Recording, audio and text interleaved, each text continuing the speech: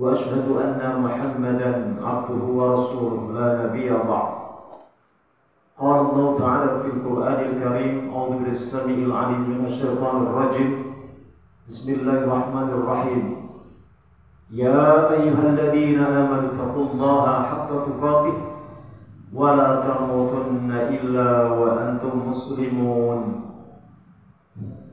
يا أيها الناس اتقوا ربكم الذي خلقكم من نفس واحدة وخلق منها زوجها وبث منهما رجالا كثيرا ونساء واتقوا الله الذي تساءلون به والأرحام إن الله كان عليكم رقيبا.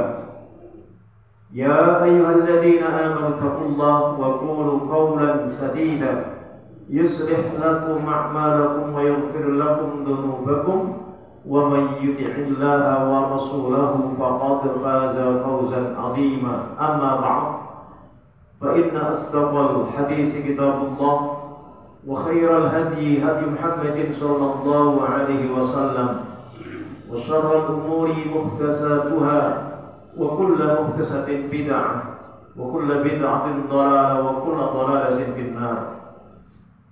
Ikhwani fillah, azakumullah.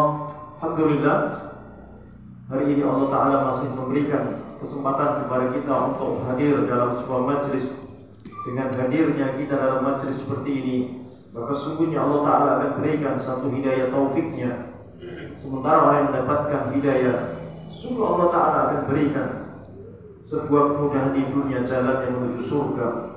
Seperti yang disebutkan di dalam hadis yang sahih yang diriwayatkan oleh Imam Muslim, Rasulullah sallallahu alaihi wasallam bersabda, "Man salaka tariqan yaltamisu fihi ilman, sahalallahu lahu bihi tariqan ilal jannah." Barang siapa yang menempuh sebuah jalan dalam rangka mencari ilmu syar'i, maka Allah Ta'ala akan berikan sebuah kemudahan di dunia, jalan yang menuju surga. Tentunya ilmu syar'i yang dimaksudkan di sini adalah ilmu syar'i yang berdasarkan di atas Al-Quran dan As-Sunnah yang sahih. Setelah itu dipahami menurut para sahabat radhiyallahu anhum, dan tentunya ilmu yang sudah dipelajari tersebut maka wajib diamalkan. Ta'allamu fa idza alimtum fa'malu. Pelajarilah ilmu. Setelah kalian mengetahui ilmu maka amalkan ilmu. Sehingga ilmu itu nanti akan menuntun bagi seorang muslim dimudahkan oleh Allah Ta'ala jalan yang menuju surga. Allah Ta'ala akan berikan hidayah. Dan jika hidayah itu sampai akhir hayatnya seorang muslim mendapatkannya, sungguh seorang muslim akan diberikan peluang besarnya, yaitu dengan kematian dalam kondisi husnul khotimah. Ini pernah dibahas di dalam kajian kitabul ilminya oleh Syaikh Utsaimin, bahwasanya seorang muslim berusaha di dunia untuk mencari ilmu syar'i, tentunya berada di atas Al-Quran dan As-Sunnah yang sahih dengan pemahaman para sahabat radhiyallahu anhum, maka akan diberikan peluang besarnya untuk mendapatkan sebuah kematian dalam kondisi husnul khatimah. Dan itulah yang menjadikan setiap amal itu menjadikan amal yang saleh yang diterima oleh Allah Ta'ala. Maka amal yang saleh itu berada di atas ilmu, karena ilmu itu menjadikan imam dari setiap amal-amal ibadah kita. Seperti yang disampaikan oleh seorang Amirul Mukminin Umar bin Abdul Aziz pernah mengatakan, al-ilmu imamul amal wal amalu tabi'uhu. Ilmu itu adalah imamnya amal dan amal itu adalah pengikutnya. Artinya apa? Setiap amal kita itu harus ada penuntunnya, dan menjadikan penuntunnya itu adalah ilmu. Sebab kalau tidak berada di atas ilmu, maka amal ibadah itu boleh jadi menjadi amal ibadah yang salah, tidak menjadi amal ibadah yang saleh. Ya, sebab kalau amal ibadah itu tidak berada di atas ilmu, maka amal ibadah itu menjadi banyak salahnya. Seperti yang disampaikan oleh seorang sahabat Ibnu Mas'ud radhiyallahu anhu dengan ucapannya, "Man abadallaha bi ghairi ilmin kana ma yufsiduhu aktsaru mimma yuslih." Man abadallah, barang siapa yang beribadah kepada Allah bi ghairi ilmin, tanpa didasari dengan ilmu, karena ma yufsiduhu aksaru mimma yuslih, maka kerusakannya itu lebih banyak dibandingkan dengan kebaikannya. Artinya apa? Amal ibadah itu menjadi rusak, ya, tidak diterima oleh Allah Ta'ala, tidak menjadi amal yang salih. Sedangkan Allah Ta'ala itu hanya menerima, ya, yang baik-baik saja, ya, tidak yang buruk. Innallaha thayyib la yuhibbullahu illa thayyiban. Sungguhnya Allah itu maha baik dan Allah itu tidak akan menerima kecuali yang baik. Ya, ada ulang lagi di dalam perkataan Ibnu Mas'ud ini sangat penting sekali, karena ini memang menjadikan setiap amal ibadah itu jangan sampai rusak, jangan sampai tidak diterima oleh Allah Ta'ala, dan itu di atas ilmu. Man abadallaha bi ghairi ilmin kana ma yufsiduhu aksaru mimma yuslih. Man abadallah, barang siapa yang beribadah kepada Allah bi ghairi ilmin, tanpa didasari dengan ilmu, kana ma yufsiduhu aksaru mimma yuslih, maka kerusakannya itu lebih banyak dibandingkan dengan kebaikannya.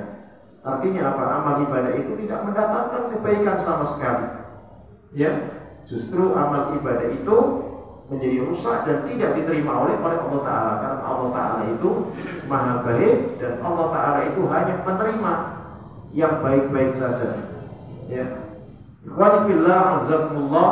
Baik, hari ini kita akan melanjutkan kembali di dalam kajian kitab Khudh Aqidataka minal Kitabi was Sunnah bi fahmis sahabah radhiyallahu anhum, dengan edisi Indonesia, ambillah akidahmu dari Al-Quran dan As-Sunnah yang sahih dengan pemahaman para sahabat radhiyallahu anhum.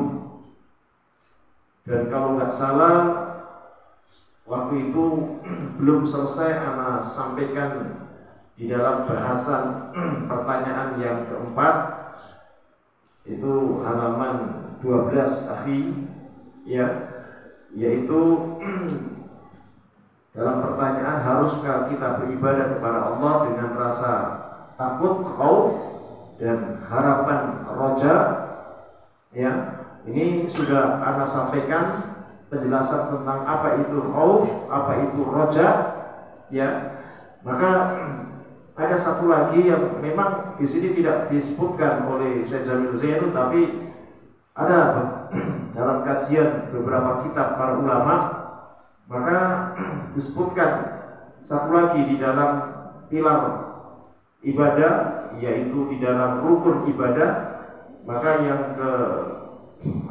yang ketiganya itu adalah hub atau mahabbah, ya, mahabbah. Dan waktu itu sudah ana sampaikan bahwasanya Syekhul Islam pernah menjelaskan dalam setiap ibadah itu harus terkumpul ketiga-tiganya, yaitu hub, mahabbah, cinta, kemudian khauf, kemudian roja. Maka ini harus terkumpul ketiga-tiganya. Sebab kalau terpisah masing-masing, maka Syekhul Islam pernah mengatakan, man abadallaha bil hubbi wahda fahuwa zindiq. Barang siapa yang beribadah kepada Allah dengan hub saja, dengan cinta saja, fahuwa zindiq, maka nanti menjadi zindik. Zindik itu secara bahasa artinya kotoran. Artinya apa? Orang-orang yang mengkotori di dalam syariat Islam, yang banyak merusak di dalam syariat Islam, dan itu berbagai aspek. Nah, salah satunya di dalam masalah ibadah ini biasanya orang-orang sufi, ya, orang sufi itu mereka hanya hub saja dalam ibadah, sehingga betapa sombongnya orang sufi itu mengatakan, kalau ibadahku itu karena ingin masuk surga, maka surga itu saya akan bakar. Dan seandainya ibadah saya itu karena menghindari, ya, sentuhan api neraka, maka neraka itu akan saya siram dengan air. Ini salah satu ucapan Al-Hallaj, ya, tokoh dari orang-orang sufi ini, ya. Maka mereka orang sufi itu adalah hanya hub saja ibadahnya, dan ini tergolong terhadap orang-orang zindik, ya. Nah, sampai kemudian disebutkan ya, yang kedua, waman abadallaha bil khaufi wahda fahuwa haruriyah, ya, atau haruri. Barang siapa yang beribadah kepada Allah itu dengan khauf saja, maka nanti akan menjadi haruri. Haruri itu sempalan dari khawarij, ya. Maka mereka itu ibadahnya hanya takut saja, tidak ada huknya, tidak ada rojaknya. Dan yang ketiga, kata para ulama, ya, tidak membolehkan hanya kepada rojak saja. Waman abadallaha birroja wahda fahuwa murji'. Barang siapa yang beribadah kepada Allah itu karena khauf rojak saja, mengharapkan pahala saja, ya, mengharapkan pahala saja, maka mengharap yaitu pahala, ya, tidak kepada huknya, tidak ada juga khaufnya, maka nanti akan menjadi orang-orang murji'ah, ya, akan menjadi orang murji'ah. Maka yang benar, kata Syekhul Islam Ibnu Taimiyah, beliau mengatakan waman abadallah bil hubbi wal khaufi wal raja fahuwal mu'min muwahhid. Ya, barang siapa yang beribadah kepada Allah, ya, dengan khuf, dengan khauf, dengan raja, fahuwal mu'min muwahhid, maka akan menjadi seorang mukmin yang bertauhid, ya, menjadi seorang mukmin yang bertauhid. Maka ini ketiga-tiganya harus kumpul, ya, harus kumpul. Jadi jangan dipisahkan. Nah, yang terakhir itu belum ana sampaikan kepada antum tentang mahabbah ini. Ya, tentang mahabbah. Kalau khauf dan roja sudah ana sampaikan, ya. Maka yang ketiga ini tentang masalah khauf, masalah mahabbah. Maka mahabbah itu disebutkan oleh para ulama, ya, termasuk Syekhul Islam Ibnu Taimiyah pernah menjelaskan mahabbah itu ada 4, ya. Jadi mahabbah itu ada 4. Maka yang pertama itu adalah mahabbatut tabi'ah, ya, mahabbatut tabi'ah, cinta secara tabiat. Apa itu cinta secara tabiat? Maka cinta secara tabiat itu adalah cinta yang wajar, cinta yang dimiliki oleh setiap manusia, ya, cinta yang wajar, ya, secara tabiat atau tabiat manusia. Apa? Secara wajar, secara tabiat manusia, seperti ada seorang laki-laki, tabiatnya, wajarnya itu mencintai wanita. Begitu juga wanita mencintai laki-laki, itu secara tabiatnya, ya. Begitu juga ada orang tua mencintai anaknya, ada anak mencintai orang tuanya, ya. Itu menjadikan mahabbat tabi'ah, ya, cinta yang wajar itu, ya. Ada juga disebutkan secara tabiat manusia itu mencintai yang ada di sekitarnya, ya, mencintai harta, pangkat, kedudukan, tempat tinggal, ya, rumah, kendaraan, dan lain sebagainya. Maka ini menjadikan tabiat, ya, mahabbatut tabi'ah. Artinya apa? Manusia itu dibolehkan cinta yang wajar seperti ini, karena itu bagian dari tabiat manusia, itu mencintai apa yang ada di sekitarnya, ya. Maka ini dibenarkan secara syariat. Cuman kalau mahabbatut tabi'ah ini itu dibolehkan, jangan sampai cinta itu, ya, mengalahkan cintanya kepada Allah Ta'ala dan cintanya kepada Rasulnya, yaitu Muhammad sallallahu alaihi wasallam, dan juga yang berjihad di jalan Allah Ta'ala. Itu jangan sampai mengalahkan, ya, apalagi sampai melanggar di dalam syariat, di dalam cinta secara tabiat ini.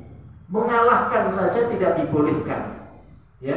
Umpamanya kalau disebutkan tentang ada orang yang secara tabiatnya dia mencintai laki-laki, mencintai wanita, wanita mencintai laki-laki, Maka jangan menjadi alasan kemudian seorang laki-laki dengan seorang wanita itu kemudian melakukan cinta yang tidak semestinya. Meskipun itu secara tabiatnya wajar, tapi tidak diikat dalam pernikahan. Ya, sehingga ada seorang laki-laki dengan wanita itu kemudian melakukan kemaksiatan. Dari kemaksiatan memandang saja sudah tidak dibolehkan. Ya, memandang laki-laki dengan wanita yang tidak menjadi mahramnya, maka itu menjadikan ya sebuah kemaksiatan. Apalagi sampai pacaran, apalagi sampai berduaan, apalagi sampai melakukan perzinahan. Lalu jangan mengatasnamakan, oh ini cinta secara wajar, secara tabiat. Maka ini tidak dibolehkan. Ya, tidak dibolehkan. Bahkan ketika ada seorang suami atau seorang istri, lalu pada saat secara tabiatnya itu ya seorang suami laki-laki ini ya menginginkan seorang wanita, begitu juga seorang istri menginginkan laki-laki. Ketika ada seorang suami istri itu melakukan ya jima, lalu pada saat dia melakukan jima, melakukan apa? Berfantasi. Apa berfantasi ini? Ini kadang-kadang ada dokter seksiologi dan lain sebagainya itu ketika ada suami istri yang bosan ya dengan istrinya atau istri bosan dengan suaminya, maka ada menganjurkan pada saat berhubungan itu supaya melakukan bentuk berfantasi. Berfantasi itu membayangkan orang lain yang bukan pasangannya, ya. Maka itu sudah termasuk di dalam zina hati, akhi. Sedangkan zina itu kata Nabi, pintu-pintu zina yang sesungguhnya itu banyak. Seperti mata, zinanya memandang, ya akhi. Kemudian telinga, zinanya adalah mendengar, ya. Ketika tangan, zinanya adalah meraba, ya. Termasuk zinanya hati adalah ya, berfantasi, membayangkan, ya. Tentunya terhadap orang lain yang tidak menjadi halal baginya. Maka ketika ada seorang suami pada saat dia berhubungan dengan istrinya, lalu dia membayangkan ya perempuan lain ya mungkin lebih cantik dibandingkan istrinya, maka di situ sudah termasuk zina di dalam hati. Ya, atau sebaliknya, ada seorang istri pada saat berhubungan dengan suaminya lalu dia membayangkan laki-laki lain yang boleh jadi lebih ganteng dibandingkan suaminya. Maka yang seperti ini sudah termasuk zina di dalam hati. Bahkan Syekh bin Baz pernah memberikan fatwanya, jika ada seorang suami punya istri dua, lalu pada saat dia berhubungan dengan istri pertamanya, lalu membayangkan istri keduanya, padahal istri keduanya kan halal, maka pun ini hukumnya haram. Hukumnya haram. Kenapa? Dia telah membohongi tubuh istri pertamanya tadi. Ya, jadi ada kasus yang terjadi. Ya, ini ya ada seorang yang pernah bertanya kepada anak Ustaz, kenapa anak nikah lagi? Karena anak sudah tidak lagi dengan istri yang pertama itu kurang bergairah, sehingga anak menikah lagi. Cuman anak ya harus menafkahi secara batin dengan istri anak yang pertama. Tapi ketika anak bisa, harus membayangkan orang lain. Sehingga ketika membayangkan orang lain itu harus yang halal, Ustaz. Nah, bagaimana hukumnya? Gak boleh juga, antum tetap diharamkan. Ketika antum berhubungan dengan istri pertama, lalu antum membayangkan istri keduanya, meskipun itu menjadikan halal bagimu, maka kata Syekh bin Baz di dalam fatwanya pernah menjelaskan ini diharamkan. Meskipun itu halal yang dibayangkan istri keduanya, tapi dia telah membohongi tubuh istri pertamanya. Jadi antum harus belajar, nggak boleh seperti itu lagi, ya, nggak boleh, karena itu sesuatu yang diharamkan.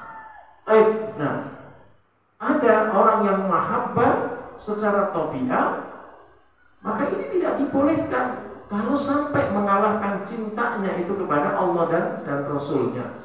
Seperti yang disebutkan di dalam surat At-Taubah ayat 24. Allah Ta'ala berfirman di dalam ayat ini, Qul in kana aba'ukum wa abna'ukum wa ikhwanukum wa azwajukum wa ashiratukum wa amwalun iktaraftumuha wa tijaratun tahsawna kasadaha wa masakinu tardawnaha ahabba ilaikum minallahi wa rasulih wa jihadin fi sabilih fatarabbasu hatta ya'tiyallahu bi amrih wallahu la yahdil qaumal fasiqin.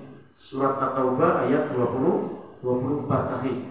Qul in kana aba'ukum, katakan jika bapak-bapak kalian, wa abna'ukum dan anak-anak kalian, wa ikhwanukum dan saudara-saudara kalian, wa azwajukum dan istri-istri kalian, wa ashiratukum dan keluarga-keluarga kalian, wa amwalun iktaraftumuha dan harta yang kalian usahakan, wa tijaratun takhshawna kasadaha dan perniagaan, perdagangan, bisnis yang kalian khawatirkan kebangkrutannya, wa masakinu tardawnaha ahabba ilaikum minallahi wa rasulih wa jihadin fi sabilih dan tempat tinggal yang kalian sukai itu lebih kalian cintai dibandingkan Allah dan Rasulnya dan berjihad di jalannya. Fatarabbasu hatta ya'tiyallahu bi amri, ya. Sehingga ya tunggu Allah akan mendatangkan ya urusannya. Maka ketika disebutkan oleh Al-Hafidz Ibnu Katsir hatta ya'tiyallahu bi amri, itu adalah iqabin nar, yaitu apa? Allah akan siksa di neraka. Ya, kalau ada orang yang ya menjadikan cintanya terhadap ya mulai dari bapaknya, anaknya, saudaranya, istrinya, tempat tinggal, ya, kemudian bisnisnya dan lain sebagainya tadi itu lebih dicintai dibandingkan Allah dan Rasulnya, maka Allah ancam, yaitu Allah datangkan urusannya, Allah ancam, yaitu akan dimasukkan ke dalam neraka. Wallahu la yahdil qaumal fasiqin, dan Allah tidak memberikan petunjuk bagi orang-orang yang fasik.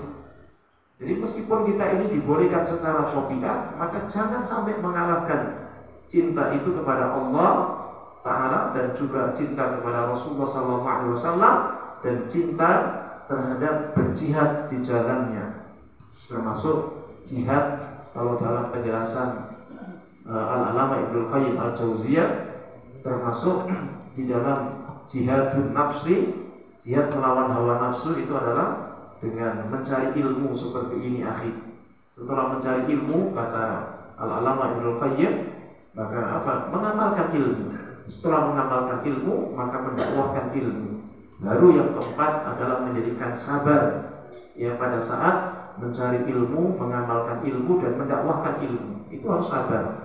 Ya, harus sabar. Baru kemudian ada jihad yang kedua marhalahnya itu jihad syaitan, jihad melawan setan. Yaitu apa jihad melawan setan? Membentengi dari subhat dan syahwat. Ya, baru jihadul kufar wal munafik, ya, wal munafikin, jihad melawan orang kafir dan orang-orang munafik. Dan yang terakhir itu jihad min arbabid dzulmi ya wal bidah wal munkarat, jihad melawan penguasa yang zalim dan jihad terhadap kemungkaran dan kebid'ahan. Tapi kalau jihad melawan penguasa yang zalim itu bukan dengan ya cara-cara yang tidak dibenarkan di dalam syariat akhi, seperti yang sekarang kita saksikan termasuk demonstrasi dan lain sebagainya. Itu tidak seperti itu, tapi memberikan nasihat dan lain sebagainya akhi, meluruskan ketika ada ulil amri yang salah dan lain sebagainya, berikan nasihat. Kalau berikan nasihat tetap dia tidak mau mendengar, ya sudah sabar. Itu bagian dari amar ma'ruf nahi munkar untuk berjihad melawan penguasa yang zalim. Tidak boleh mengangkat senjata, yaitu dengan melakukan bughat, ya, pemberontakan dan lain sebagainya, melakukan pengeboman dan lain sebagainya, itu tidak dibenarkan. Ya, ini harus dipahami dengan benar, ya. Melakukan demonstrasi saja sudah tidak dibolehkan, apalagi sampai kemudian melakukan ya pengeboman ini dan lain sebagainya, akhi, sampai mereka meyakini itu sebagai bentuk bom jihad dan lain sebagainya. Ini salah, ya, ini keliru yang seperti itu. Baik, ikhwani fillah, jazakumullah. Ya, ini yang pertama, maka batu tabi'ah ini, akhi. Ya, cinta secara tabiat itu dibolehkan. Ya, antum punya kendaraan berapa saja boleh. Antum punya mobil, ya, punya motor, punya rumah dan lain sebagainya boleh. Ya, berapa saja boleh. Tapi jangan itu menjadikan mengalahkan cintanya kepada Allah dan Rasulnya dan berjihad di jalannya. Ya, baik. Kemudian yang kedua yaitu mahabbatu fillah. Mahabbatu fillah. Ya, mahabbatu fillah, cinta karena Allah. Ya, jadi yang kedua itu adalah mahabbatu fillah, cinta karena Allah. Maka cinta karena Allah itu diawali dari mahabbah tabi'ah, lalu diniatkan untuk mendapatkan ya keridhaan Allah Ta'ala, sehingga apa? Dia niatkan cinta itu ya karena Allah Ta'ala, akhi. Ketika antum mencintai istri antum, maka itu kan menjadikan mahabbatut tabi'ah, akhi. Tapi antum niatkan cinta antum kepada istri antum, maka itu karena Allah Ta'ala. Apapun ya yang antum ya tidak sukai dengan istrinya, selama yang antum tidak sukai antum melihat istri antum, ya, selama tidak melakukan kemaksiatan dan lain sebagainya, maka antum hendaknya tetap mencintai istri antum karena Allah. Begitu juga sebaliknya, seorang istri ya mencintai suaminya, maka hendaknya karena Allah. Meskipun suami itu ya banyak keburukannya, tapi selama keburukannya itu tidak bermaksiat kepada Allah Ta'ala, maka cintai suaminya.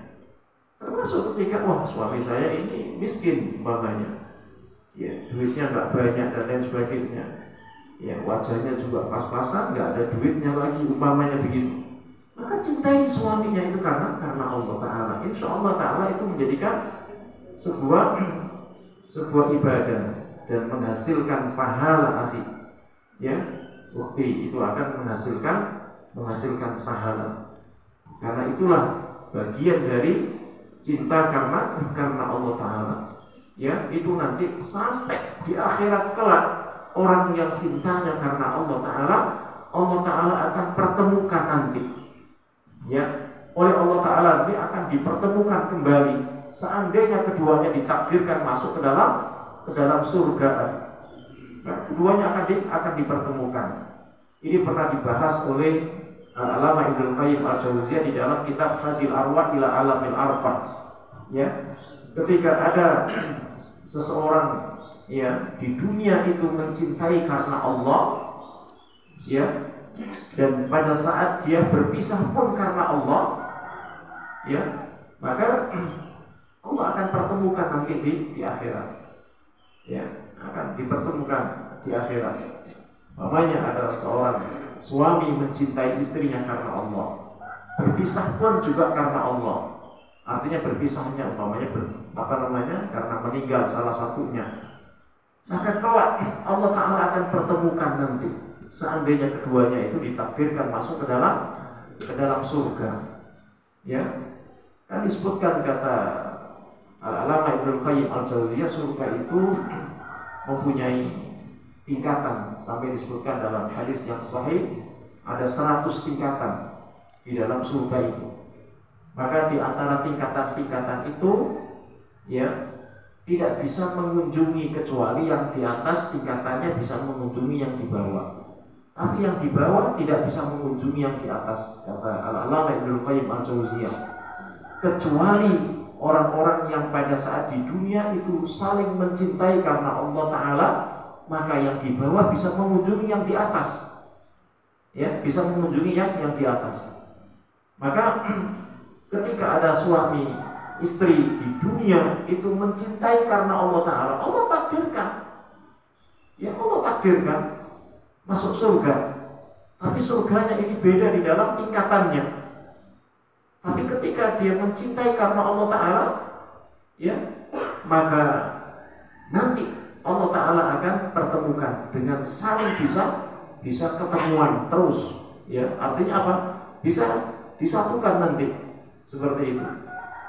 Tapi kalau mereka mencintainya bukan karena Allah Ta'ala di dunia, ya karena hartanya, karena kecantikannya, karena kegantengannya dan lain sebagainya, seandainya kedua-duanya ditakdirkan masuk surga, tapi tingkatannya itu berbeda, maka yang bisa mengunjungi itu nanti yang di atasnya, tapi yang di bawah tidak bisa mengunjungi. Ini pernah dibahas oleh Al-Allamah Ibnu Qayyim Al-Jauziyah.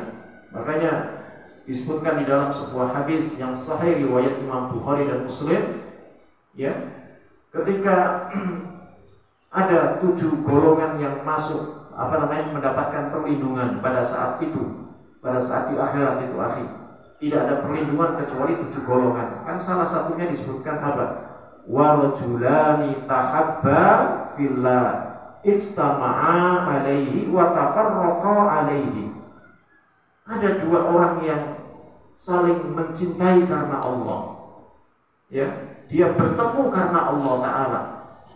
Termasuk suami istri yang Allah pertemukan di dunia ini juga karena Allah dipertemukan oleh Allah Ta'ala, dia cintai karena Allah Ta'ala, ya, wa tafarraqa alaihi, dan pada saat berpisah pun juga karena Allah Ta'ala. Maka ini nanti di akhirat akan mendapatkan perlindungan, salah satu dari 7 golongan ini akhir, ya. Bahkan ketika disebutkan di dalam hadis yang sahih riwayat Imam Bukhari dan Imam Muslim yang lainnya, maka orang yang saling mencintai di dunia karena Allah Ta'ala akan bisa mendapatkan halawatul iman, ya, manisnya iman. Jadi iman itu menjadi manis pada saat salah satunya itu disebutkan, kan beliau menjelaskan ada 3. Maka salah satunya adalah apa? Wa ayyuhibbal mar'a la yuhibbuhu illa lillah. Seseorang itu tidak mencintai orang lain kecuali karena Allah, maka ini nanti akan mendapatkan salah satu dari 3 halawatul iman, ya. Kan menjadi pertanyaan, apakah kita mencintai orang lain itu karena Allah Ta'ala atau tidak? Sudahkah kita mencintai orang lain itu karena Allah Ta'ala atau tidak? Paling tidak dikembalikan kepada, ya, di keluarga kita. Antum sebagai seorang suami, antum sudahkah mencintai istri antum karena Allah Ta'ala atau tidak? Begitu sebaliknya, ya, bagi seorang istri, sudahkah mencintai suaminya karena Allah Ta'ala atau tidak? Ya kan? Nah ini, maka kalau itu karena Allah Ta'ala, maka semuanya akan menjadi ringan. Ya, semuanya itu akan menjadi ringan. Problem keluarga apapun, ketika pada saat suami istri itu mencintai karena Allah Ta'ala, akan ringan akhir, dan akan mendatangkan pahala itu. Suami semakin banyak memberikan belanjanya kepada istri, maka semakin banyak pahala yang diterima oleh suami, ya, semakin banyak. Begitu juga istri, semakin banyak direpotkan oleh suaminya, ya, maka semakin banyak pahalanya seorang istri. Ya, umpamanya seorang istri ketika banyak cuciannya, ya, cucian bajunya, cucian piring, harus masak dan lain sebagainya, maka semakin banyak direpotkan seperti itu, semakin banyak pahalanya. Berarti seorang istri nggak butuh pembantu sebenarnya, ya, nggak butuh pembantu. Karena apa? Karena semua itu kalau dikerjakan sendiri itu menjadi pahala. Bahkan kalau istri yang ingin mencari pahala untuk mencintai suaminya pada saat bajunya suaminya itu banyak dicuci, berarti semakin banyak pahala, ya, semakin banyak pahala, ya. Termasuk punya anaknya semakin banyak, dia cintai anaknya itu karena Allah Ta'ala, termasuk nyuapin, ya, termasuk, ya, menyusui, termasuk dia hamil, termasuk, ya, dia merawatnya dan lain sebagainya. Maka semakin banyak anak, semakin banyak pahalanya. Nah, ini kadang-kadang ada ummahat itu yang enggak mau repot-repot, ya udah punya anak dua aja udah repot. Masya Allah, ini jangan. Sayang, kalau potensi itu masih diberikan oleh Allah Ta'ala, punya anak lebih dari 2, 3, 4, kenapa enggak? Ya, lebih banyak lagi anaknya. Maka potensi untuk mendapatkan pahala itu jauh lebih banyak. Ini banyak, ada ummahat yang sudah ngaji juga, ya kan? Ketika ditanya, ya anaknya ingin nambahin, enggak cukup dua aja udah kayak kiamat katanya, udah repot di rumah, waduh cuciannya menggunung dan lain sebagainya, belum ngurusin suami ini dan lain sebagainya. Itu ada seorang ummahat yang sampai seperti itu. Ini sayang, jangan. Ya, makanya setelah mengerti tentang mahabbatu fillah ini, maka semakin banyak anak, maka semakin banyak potensi untuk mendapatkan pahala itu. Ya, semakin banyak pahala yang akan diterima itu. Ya, makanya ada ummahat yang juga sebaliknya sudah punya anak 5.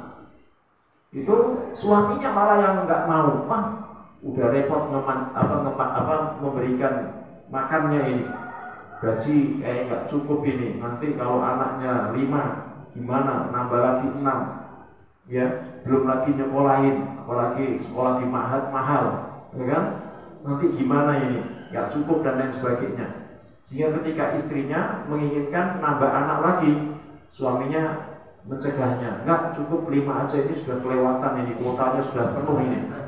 Wah, ini ada yang juga sebaliknya begitu, ya kan? Maka hendaknya jangan pernah membatasi.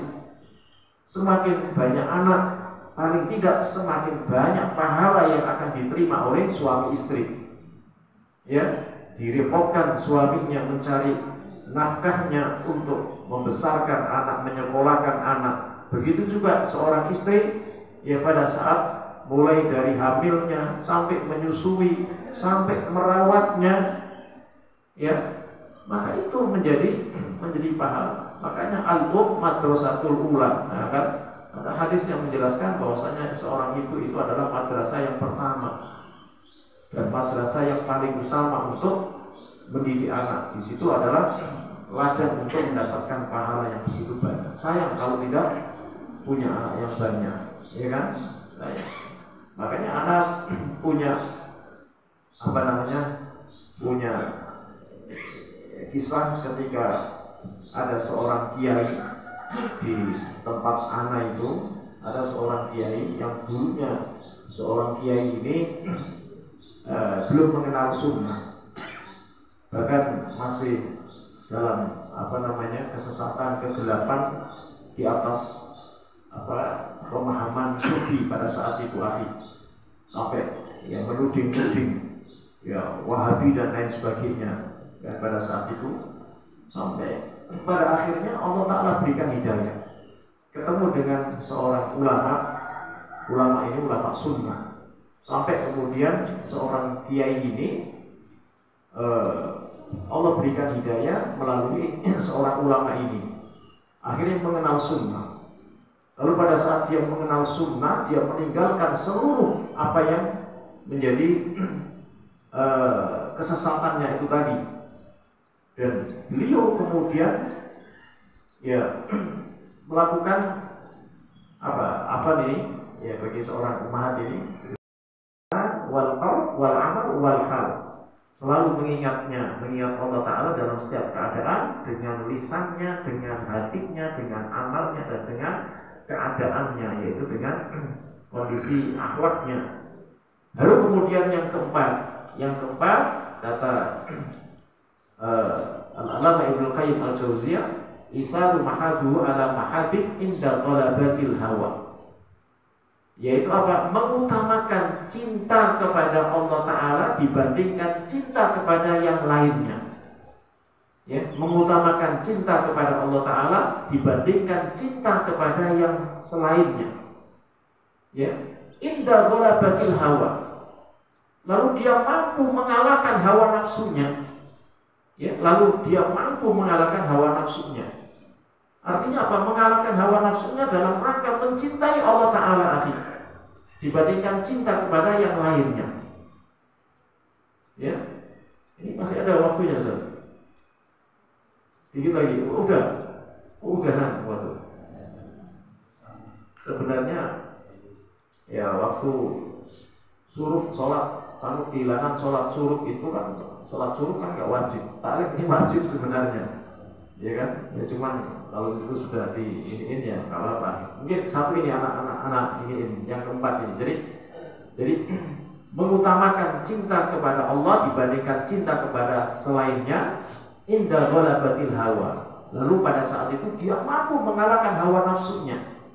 Maksudnya begini, orang itu nanti akan menjadi habib kekasih Allah ini, akhi, maka orang itu selalu mengutamakan cintanya kepada Allah Ta'ala, ya, dibandingkan cinta kepada selainnya. Lalu dia mengalahkan hawa nafsunya, maka akan dihadapkan dengan kepentingan dunia, akhi, ya, kepentingan dunia. Umpamanya yang paling banyak kita alami pada saat kita sedang sibuk-sibuknya, ya, dengan kesibukan dunia seperti berdagang, bekerja, ya, dan lain sebagainya, akhi. Pada saat itu kita dituntut oleh Allah Ta'ala untuk mendatangi masjid bagi seorang laki-laki untuk sholat berjamaah di masjid. Lalu kita dituntut untuk mengalahkan kehidupan dunia pada saat itu, akhi, apa? Untuk datang ke masjid sholat berjamaah. Nah, ini menjadikan sesuatu yang memang berat, akhi. Kita dalam perjalanan usahakan begitu kita mendengar suara adzan maka berhenti kita untuk ke masjid, kecuali di tol, ya kan, susah kalau yang seperti itu dimaklumi, ya, bahwa yang seperti itu. Tapi kalau kita bisa mampir dulu, jangan kita tanggung. Begitu juga seorang ummahat itu kadang-kala apa? Tanggung lagi apa? Lagi masak. Ya kan? Nah, lagi masak tanggung ini. Maka kalau kita membuktikan kita ingin jadi kekasih Allah, menjadi habib, maka apa? Tinggalkan sementara, matikan dulu kompornya. Matikan kompornya, kemudian sholat berjamaah. Ya, kalau bisa ada berjamaah dengan anaknya. Kalau ummahat itu di rumah, ahsan sholatnya. Tapi kalau enggak, ya sudah, tinggalkan dulu kesibukan pada saat masa itu. Maka nanti kajian berikutnya itu kan ketika disebutkan tentang apa yang dimaksud dengan ihsan, nah ini itu akan terkait dengan ini, akhir. Karena orang yang ihsan itu dia akan merasakan pada saat ibadah itu menjadi orang yang istildadut ta'ah. Orang itu apa? Merasakan lezatnya pada saat ibadah. Itu sudah sampai takaran orang yang ihsan.